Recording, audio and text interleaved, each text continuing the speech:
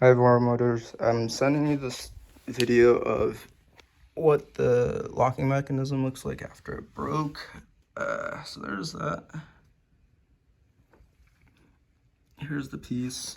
So it's still, like I said, it goes up and down, but it does not hold it, and the piece that screwed onto it, along with a piece of the bolt, just snapped clean off. And then here's the horn that you guys wanted me to send you a video of as well. Let's give you a better idea of why it's not working and why it didn't work from when it came out of the box. Yeah, so the scooter works great otherwise, but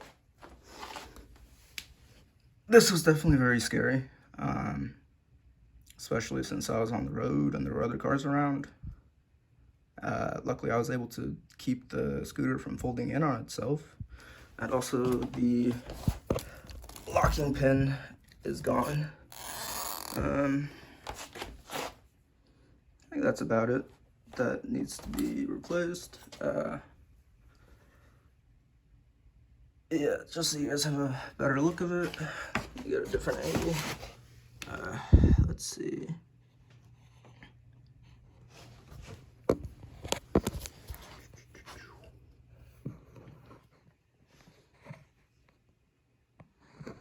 So there it is.